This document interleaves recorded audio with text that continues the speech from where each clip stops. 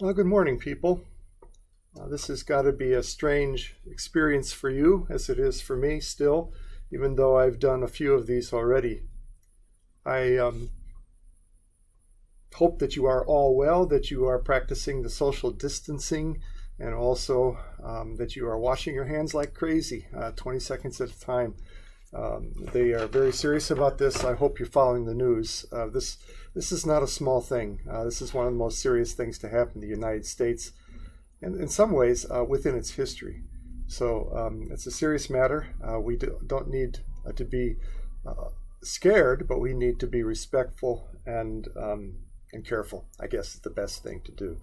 Remember that even though you're not as likely to get it, although your generation can get it, as you're not as likely to get it as others, you still can be carriers of that, and so can children. So the hand washing and all that distancing stuff is so very important. All right, today is going to be the first in what I expect to be a series of lectures on the canonical parables, their form and their function. And I want to remind you, too, that let's see, I'm looking at our new syllabus right now, that before midnight on the 31st, you're going to be submitting to the discussion board 2 questions. Do this in one posting, though, please, about my lecture. And the instructions for that are in your syllabus, but be sure that you do that as well. Okay, let's get started with these materials. The parables of Jesus are probably, given what we have, his primary teaching tool. They're a collection of, there are one of many types of sayings of Jesus that we have. We have these things called pronouncement stories, and sometimes we have wisdom statements and things like this. But they are one of the most powerful tools that Jesus used in order to teach. And our job, of course, in trying to understand the historical Jesus is to determine as best we can what these parables are about, how they work, and of course we'll be paying attention to some of their content as well. Now, one of the challenges we have in this beginning, and in fact it's probably the biggest one, is understanding the nature of what a parable is. Because this is a term that's been used in the ancient world and even today in a very broad sense. And it can mean a variety of things, both in the ancient world and today. So we need to try and narrow this down as best we can. But notice I said as best we can, because it's a tricky thing.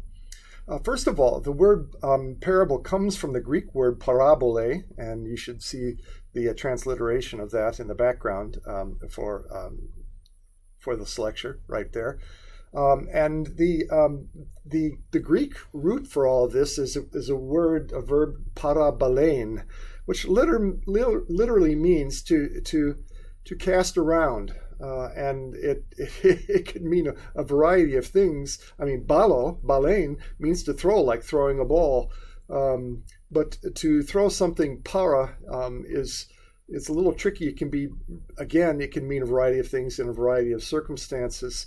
But generally speaking, it means to throw something out, as in to introduce something that's worthy of thought, I guess.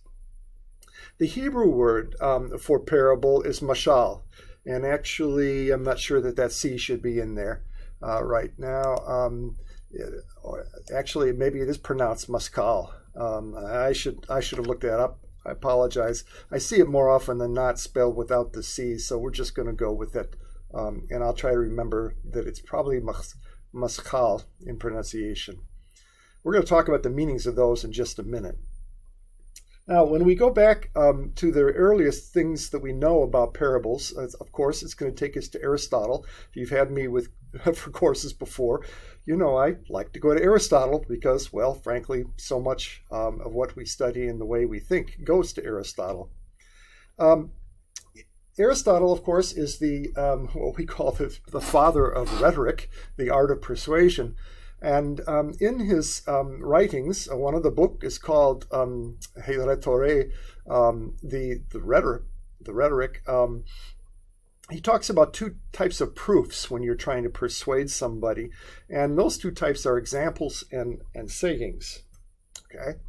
And we're not going to look at the sayings right now because what we're interested in is those examples, because there are two types of those examples, according to Aristotle. Fables or tales, and comparisons. And the word he uses for comparisons is parabolae. That's, of course, the parables. All right. Now, first of all, we need to answer an important question, and it may seem trivial to you, but actually it's pretty significant, and that is whether parables are in some way related to fables, even though he says it's a different type of example. This is something that I think it's pretty important to deal with right off the bat. What I'm going to do here is read to you very quickly a classic fable. This is the fable of the hare and the tortoise by Aesop, and we'll talk about the contents of this in just a second, and why it illustrates a fable so well. All right, the hare and the tortoise. A hare was making fun of the tortoise one day for being so slow. "Do you ever get anywhere?" he asked with a mocking laugh. "Well, yes," replied the tortoise, "and I get there sooner than you think. I'll run you a race and prove it." Well, the hare was much amused at the idea of running a race with the tortoise, but for the fun of the thing, he agreed. So the fox, who had consented to act as judge, marked the distance and started the runners off. The hare was soon far out of sight, and to make the tortoise feel very deeply how ridiculous it was for him to try a race with a hare, he lay down beside the course to take a nap until the tortoise should catch up. Well, the tortoise meanwhile kept going slowly but steadily, and after a time passed the place where the hare was sleeping. But the hare slept on very peacefully. And when at last he did wake up, the tortoise was near the goal. The hare now ran his swiftest, but he could not overtake the tortoise in time. Well, there's one of the classic fables, and you probably know of some other ones, fables like Paul Bunyan, from the American tradition and such. The consensus, the pretty consensus, clear consensus of historical scholars of the Bible and also the ancient world is that parables are not fables. The reasons for those start getting us into some of the dicey things about parables. One of the first reasons, usually most scholars will say that parables are not fables, is because fables are unrealistic. I mean, in this one, we have a talking hare and a tortoise and a fox. At the same time, though, there are some scholars who will argue, as we will see, that there are some parables that are not quite realistic either. We'll be getting into that debate a little bit. But nevertheless, it is safe to say that the most fables are there to teach a moral, some kind of virtue of some kind. And again, they quite often are not realistic at all. Almost as a rule, at least in my experience, they are not realistic. But their main purpose is to teach a particular moral. As we will see, parables in the ancient world and in Jesus' time have a much more religious, philosophical function. And so we can pretty well rule out the question of whether parables are fables or not. Now, if they're not fables, then the next big question here has to do with whether parables are allegories. And this, folks, is a big can of worms. And I just want to give you another one of those heads up. The answer to this question is not simple. And also there's quite a variety of answers to it in the field of New Testament studies. First of all, a couple definitions here. I want to remind you of the difference between a simile and a metaphor, as I've illustrated here. Simile, but both of them are comparisons, by the way, and we should note this. In a simile, it uses like or as to compare two things. So, A is like B. That's a simple simile.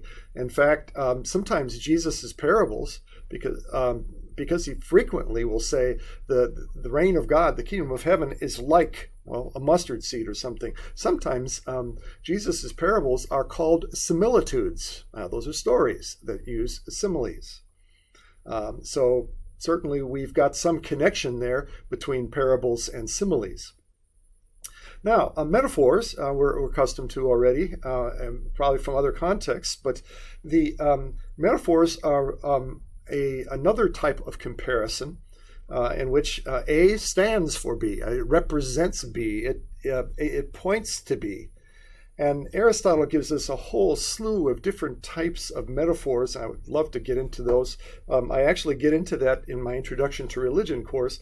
But the most common metaphor is the one that you and I are most accustomed to, and that is, it's very much like a simile, and that is it uses A to represent B because they have similar characteristics. This is what Aristotle calls an analogical metaphor. They're analogical. One can be used as an analogy for the other because they share similar characteristics. So, the fire can be used as a metaphor for hell because hell itself is supposed to be a place of fire and brimstone. Oh, goodness gracious. All of a sudden I'm drawing a blank on these, but we're accustomed to these types of metaphors when we think of something as high as heaven.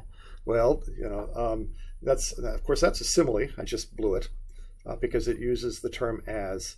But, how about if we say that the view was heavenly? Well, if we say that, in that case, that's a metaphor. Heavenly is a metaphor.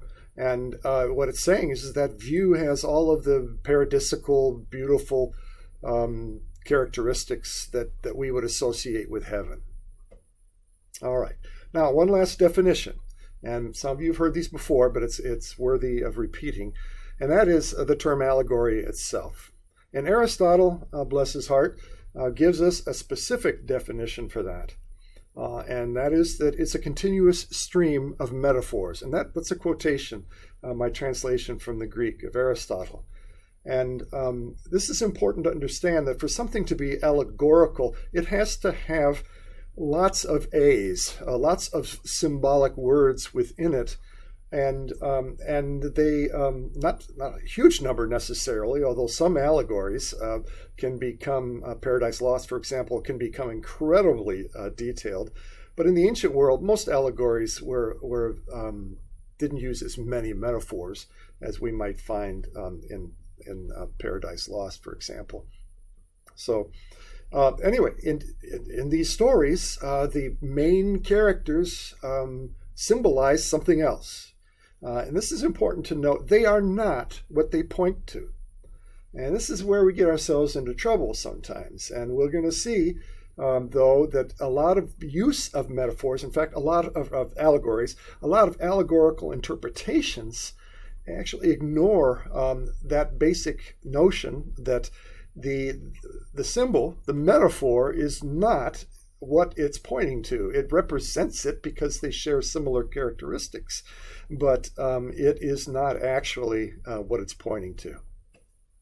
Okay, now the question is whether indeed the parables are allegories. And I think what I'm going to do is we're almost at 14 minutes, and the limit on these is 15 minutes. So I'm going to go ahead and stop this. This is the first in the series of lectures on canonical parables, and I'm going to work out the second one in very short order.